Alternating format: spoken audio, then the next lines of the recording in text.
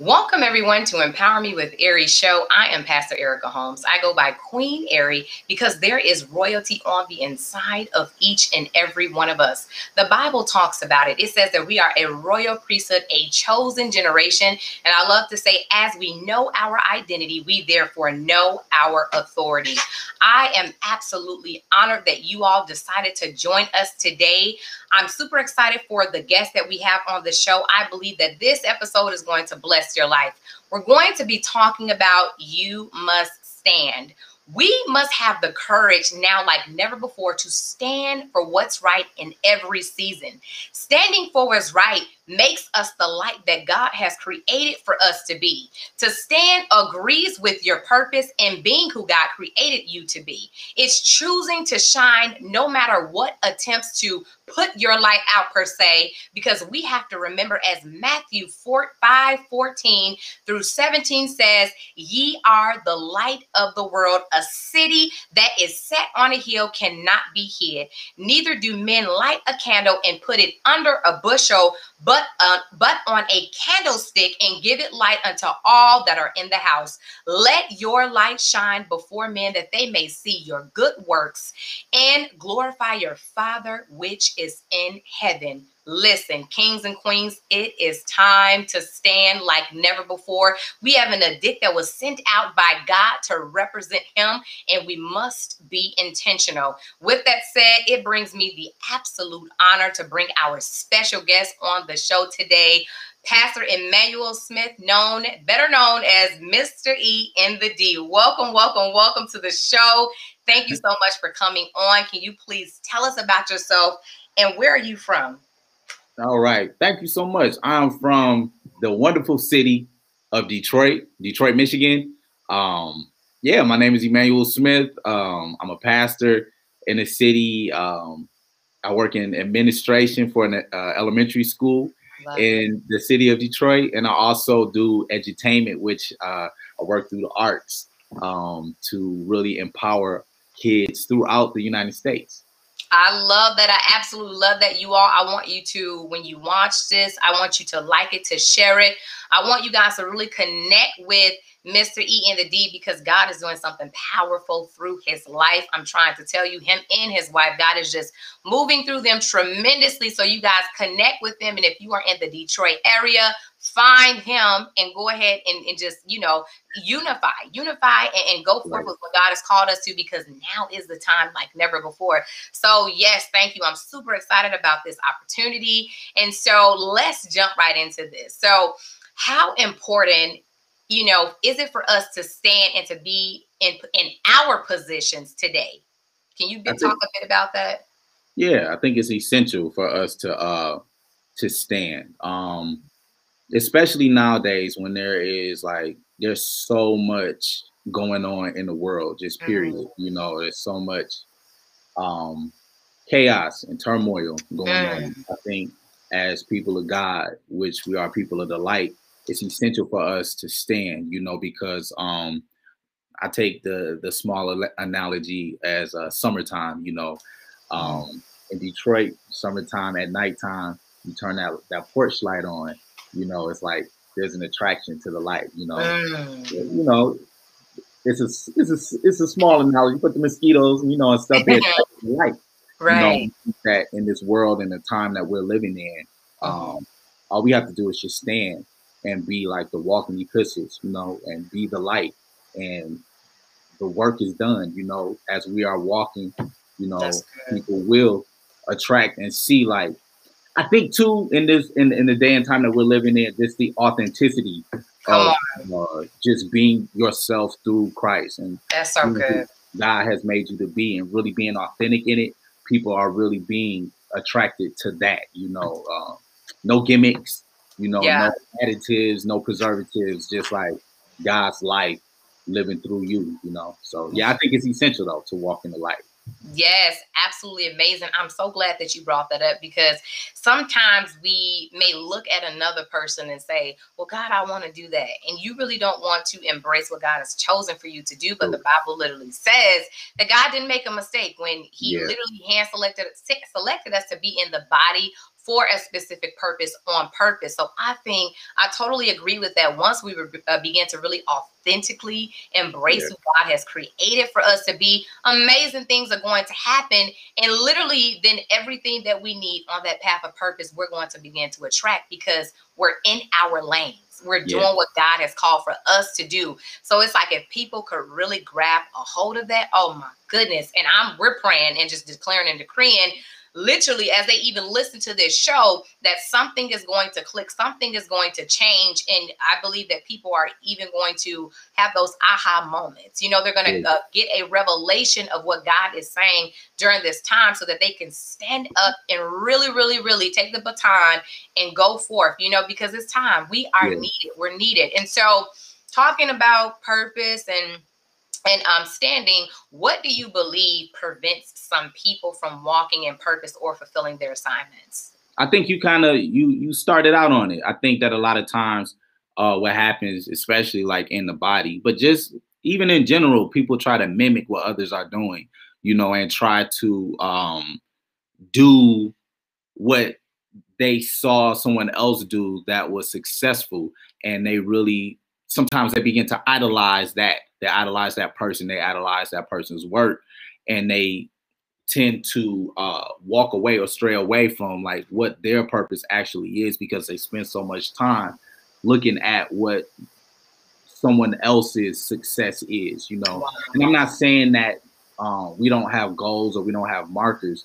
but a lot of times, especially because of so many of us are like inundated with media, you know, like we just see so much over saturated with media. So it's easy to fall into like idolizing what we think success is through someone else.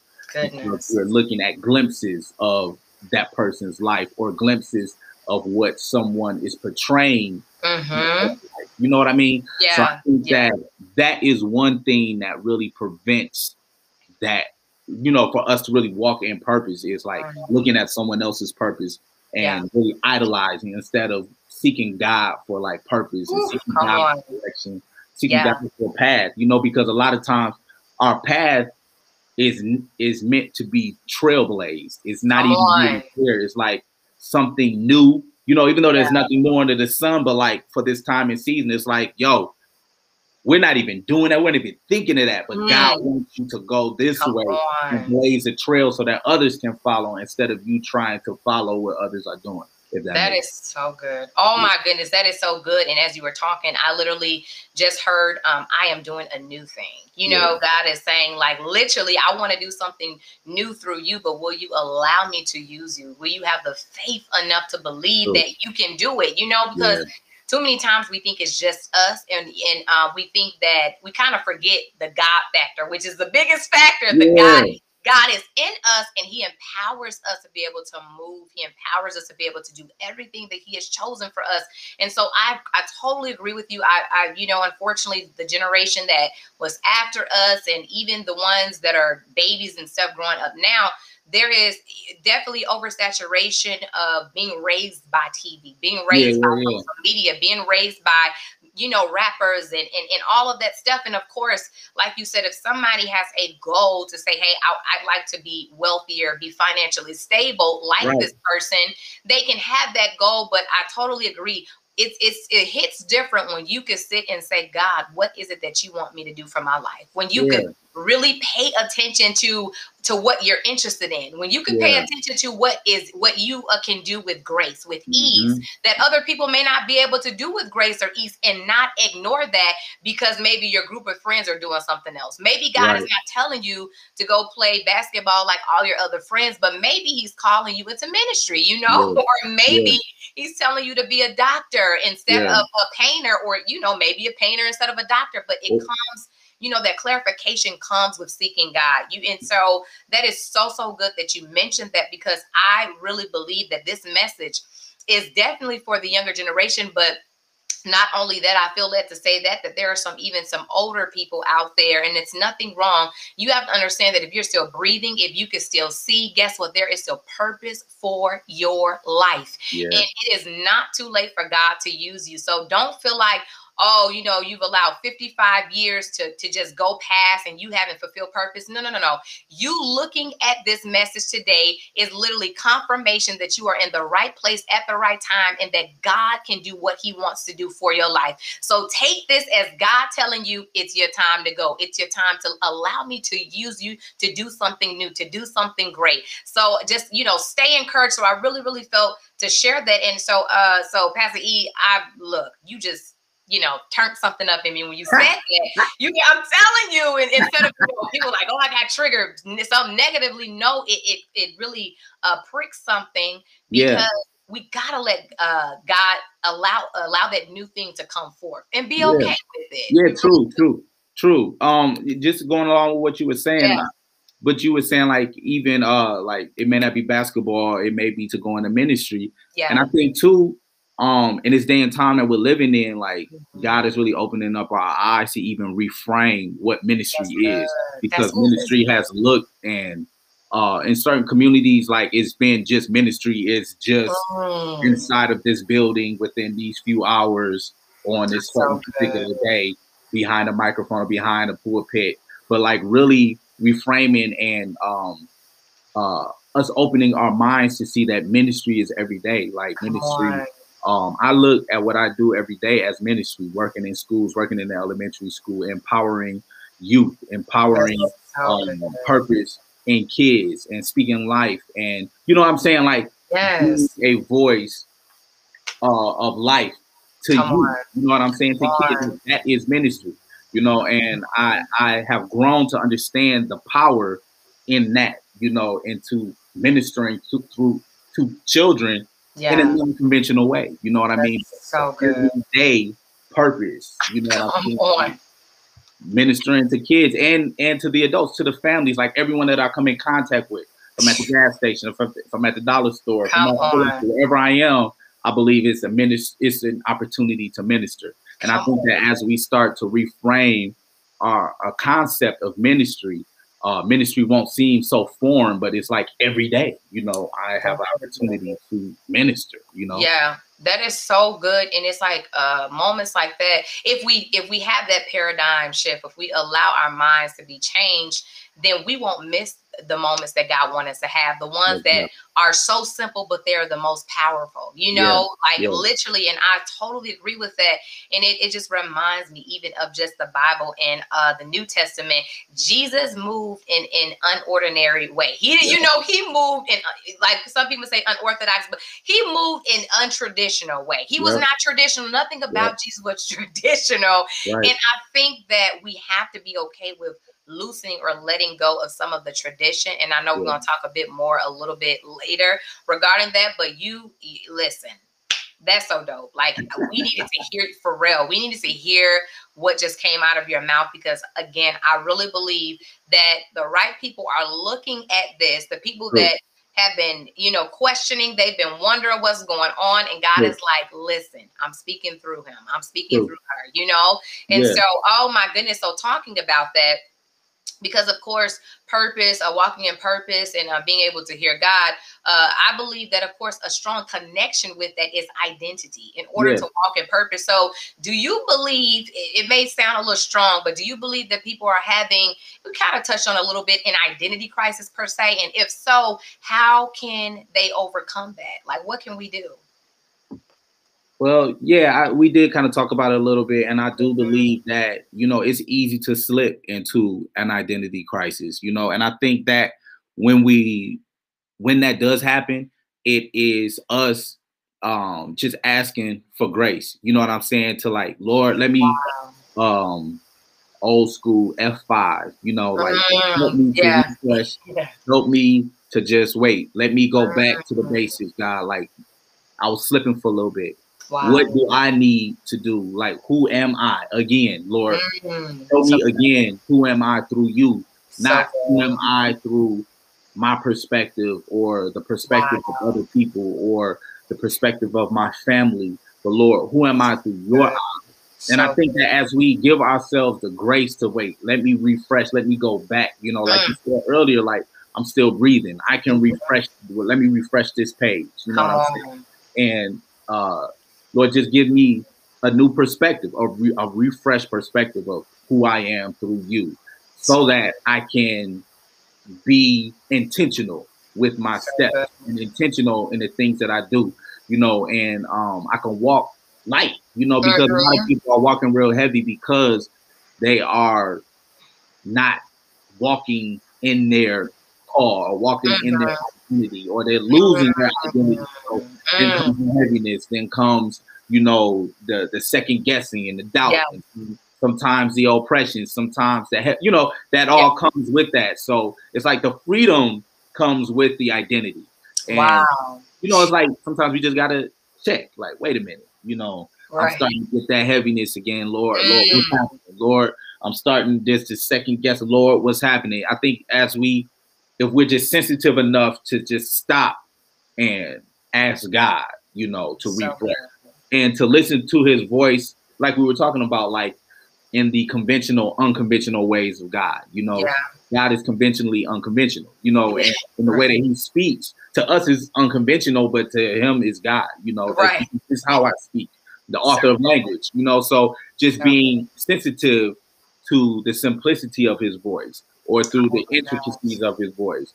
You know, a lot of times God takes me through kids, you know, like, he's like, yo, how did you even know that I was, Mr. E, I could just tell your eyes, like, you tired, you need to refresh, you need to get some rest. And sometimes it's just simple things that kids just say, and it's like, whoa, that spoke volumes to me. You know what I'm saying? And I think that we give ourselves that opportunity, you know, to refresh and to get back, just to give ourselves grace to say, you know, God, I was tripping a little bit. That's so good. You know? Right. Oh my goodness. And I think that's so necessary that we don't beat ourselves up. You know, if we are feeling that heaviness in a moment, because it's to get our attention. You know, emotions are literally to alert us. Okay, something's off.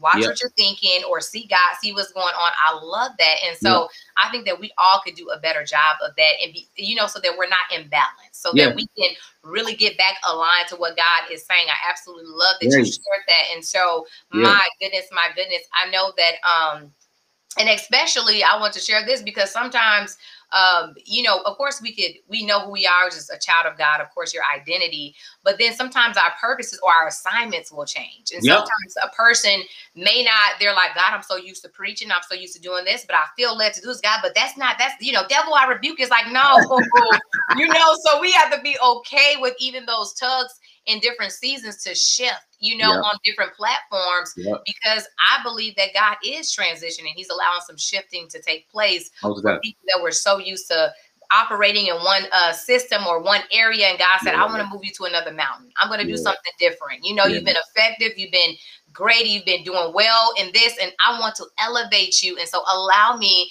to allow you to you know, to move in a different gift, to move in a different anointing. God can do anything. So I love how you said that, but we have to pay attention to the heaviness. We have to pay attention to the things that seem off, and then be like, you know what, Father, I need to hear you. You know, just be okay, because he's so gentle. He is such a gentleman, and he's here for us. He loves us so much, and he wants us to win. You know, he wants us to make it and to fulfill purpose. And so it's just absolutely awesome that you shared that. There's just so much. We'll be talking all night. But and I love how you said, God help me F5. That's a t-shirt. You need to go ahead and God help me F5. Help me refresh. Seriously, refresh. You need to do that. It's not the end of the world, you know. Like a lot of times in the body, like we condemn ourselves to Hades so quick, and it's like, yo, slow down a little bit. Like, it's not the end of the world. Like, through God, he's giving us grace and mercy. Give yourself some grace. Let's refresh. Let's start over. You know, through the help of God, he's gonna get us through this thing, you know. But it's like it's not over, you know. And if we can stop beating ourselves down so much and give ourselves the grace that God gives us, or the grace that he models for us, like, yo, so good, you can do it, you know. It's not over, you know. Let's go. So I think that's a journey within itself, just practicing grace towards yourself. No, I totally agree. And speaking of that, Can you share, I mean, were you ever in a place of hesitating to walk in purpose? And if so, how did you overcome that? Like, what did you do? What did you do? I was gonna call you Dr. E, so maybe that's coming. I was gonna call you Doctor, so maybe that's coming. Maybe that's coming. But how did you overcome that? Yeah, so to make a long story short, it was really just kind of I had to learn to, even when I was like around a lot of people, what this is how I started the journey. Sometimes I felt like I was around a lot of people, but I was still kind of isolated. And I felt like, you know, the people around me, it wasn't like they were evil or anything, but I just kind of felt that I just needed to just step back a little bit, and just have some time to myself, you know. And like I said, it wasn't that the people around me were, you know, evil or crazy or anything. It was just that I just needed some time to myself, you know. And in those times by myself, it was like my refresh time, you know. And it was like I kind of, in returning to my first love, you know, I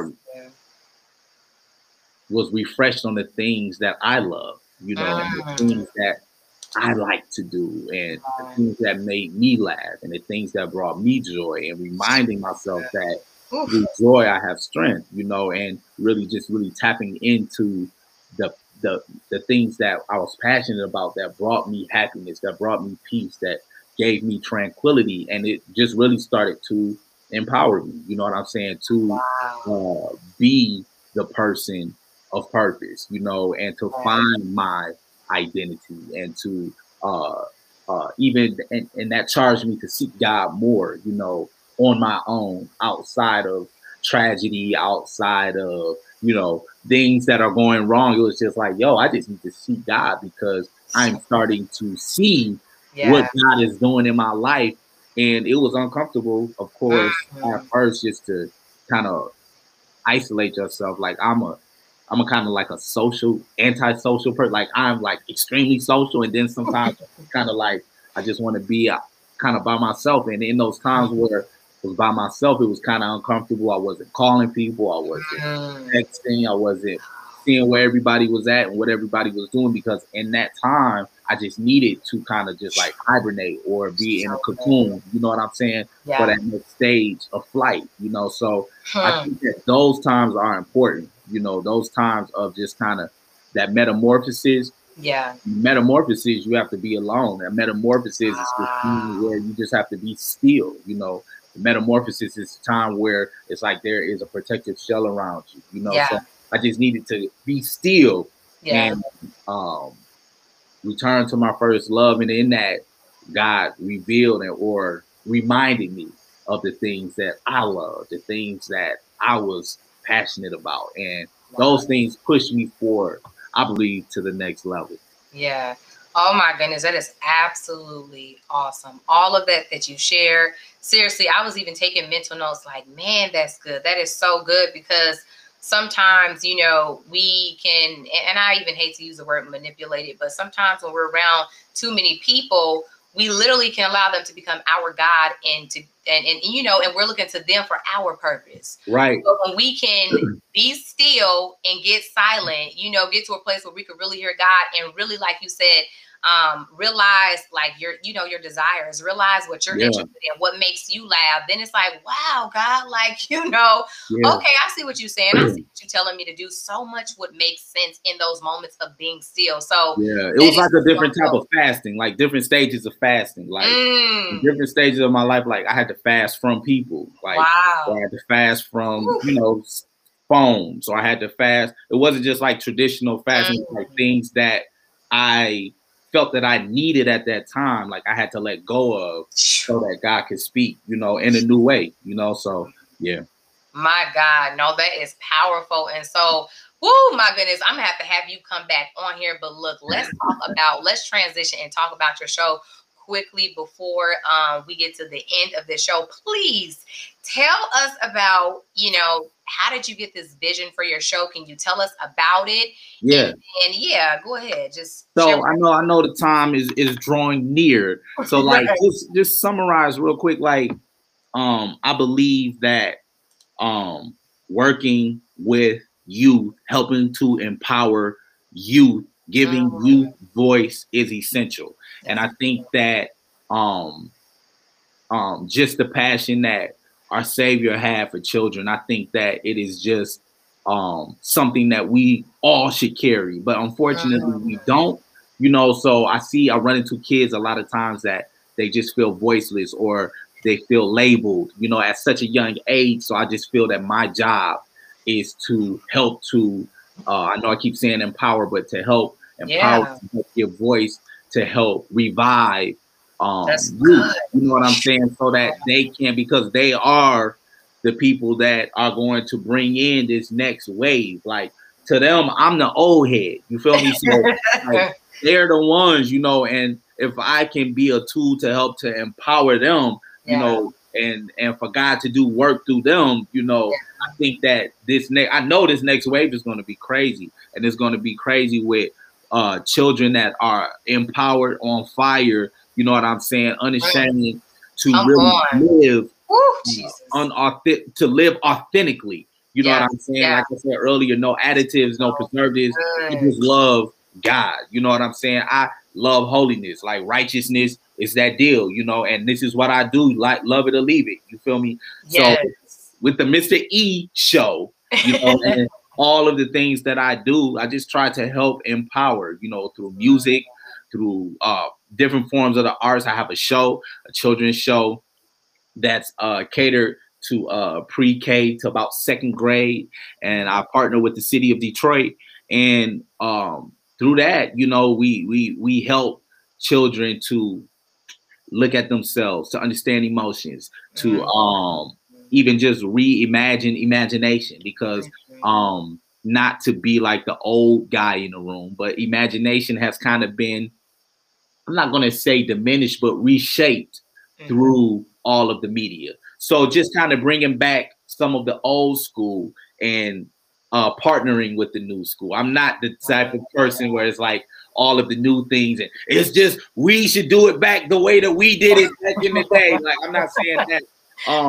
I like the phrase, like I'm the neo retropolitan, like new and the old, like working together, and that's what I do with music, through television shows, media shows on YouTube, and the shows that I have locally with the city of Detroit, and it's all to help push and empower. I came up with a math mixtape to help children with math, and I did a sight words mixtape to help children with reading. But in all of those, the musical platforms, it's all to still help empower, to help empower who they are, to help empower imagination, to help empower just the adventure of being a child. And the adventure of being a child and the adventure of learning should not be separate. They should go hand in hand. When I think about me learning how to read, I should have the same excitement from me learning how to ride my bike. You know what I'm saying? Like, two separate entities. So through the Mr. E show, I just encourage, empower, and educate children and families to be lifelong learners who are not afraid to take risks, because life is an adventure. So I just push. Let's make adventures in simple, small ways. So I know I said a lot, but my family is good. I mean, not my family, but my show is catered to children, and through that, I want it to be a family tool so that families can sit down. Families can take the things that we've done on the show and do some things together as a family. Because I'm a family man. I have 4 children. I'm married. This is going to be 12 years, I believe. Yes, congratulations. Kind of threw everything off, so like time is kind of, I don't know what year it is. 12 years already. It's 12 years, I believe. Yes, 12 years. And the things that I see my children help to produce, my children help to concept ideas for the show. Like, I just really want this to be a family thing for families. Yes, I absolutely love that. Oh my goodness! And we won the Emmy. I was saying, I was literally, you took the words out of my mouth. I was saying, congratulations on winning an Emmy. Literally, the city of Detroit, like literally won an Emmy for the show. So y'all got to connect with Yes. Mr. E and the D. Y'all reach out, connect with him on social media at Mr. E and the D. I'm telling you guys, reach out, look up Emmanuel Smith online, find this man so that you can connect with him, because God is doing something powerful through him. Thank you. And I know that as you connect, God's going to do something powerful through you. Thank you for being on the show. This has been absolutely phenomenal. I have to have you back on with your wife. And, I'm super excited about what is next, about what God is going to do next. And so you guys, thank y'all so much for tuning in. I want you guys to continue to support HSBN. Go to my website. You can buy products. You can support. You can donate for toward the broadcast at www.ericadhomes.com. Stay encouraged. Remember to renew your mind. It is a gold mine. Love you guys.